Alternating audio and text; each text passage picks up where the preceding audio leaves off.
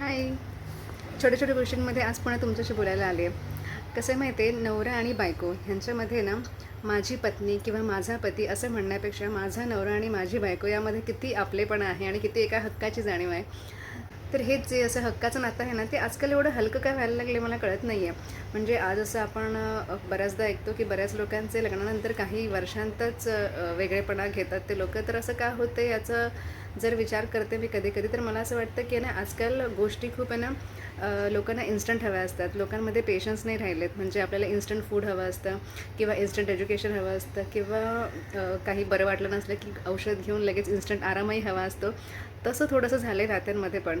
तर ना, आपल्याला पेशन्सच ठेवायचे नाही आहेत. काय होतं माहिती आहे, लहान असताना आपण पडायचो तर मोठी माणसं म्हणायची की पडणार तरच मोठं होणार. तर ना, संसारामध्ये पण असंच असतं. छोटे छोटे रुसवे फुगवे हे सगळे होतच राहणार. म्हणजे आजकाल असं झालं आहे ना, की आपल्याला खूप सारे असे संस्कार वर्ग घेतले जातात की एकमेकांना कसं समजून घ्यायचं, एकमेकांच्या निर्णयाचा आदर करायचा, एकमेकांना मान द्यायचा. तर ना, याआधी काही जी लग्न सक्सेसफुल झाली आहेत आपल्या पालकांची, त्यांच्या पालकांची, तर ती काही बिना भांडणाची झालेली नाही आहेत. त्यांचीही खूप सारी भांडणं होतच असणार, रुसवे-फुगवे हे होतच असणार. फक्त एकच त्यांच्यामध्ये डिफरन्स आहे, तो म्हणजे संयमाचा. आणि भांडणांचं म्हटलं तर काय, अगदी देवाधिदेव जे असायचे, म्हणजे समजा देवी रुक्मिणी असतील, त्या पण तर श्री विष्णूंसोबत रागवूनच गेल्याची कथा आपल्याकडे आहे, किंवा खंडोबा आणि म्हाळसाची पण आपल्याकडे तशीच एक कथा आहे. तर नवरा आणि बायकोमध्ये रुसणं हे फुगणं हे असणारच आहे आणि ते धरूनच चालायला हवं.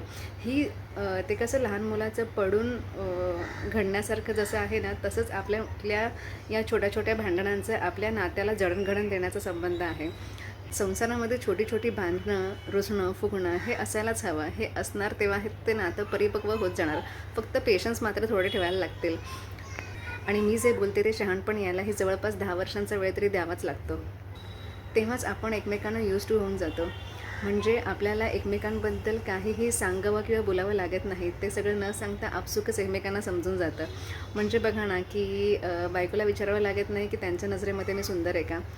तिने नवऱ्याकडे पाहिलं कीच तिला समजून जातं की त्याला आपण जे दिसतोय ते आवडलेलं आहे. हे जे असतं ना, ते जाणवायला जेव्हा सुरुवात होते ना, त्यासाठी पहिली किमान 10 वर्ष तरी द्यावीच लागतात. त्यामुळे माझं असं आजच्या जी लग्न करणारी पिढी आहे त्यांना असं म्हणणं आहे की तुम्हाला पेशन्स ठेवायला लागतील.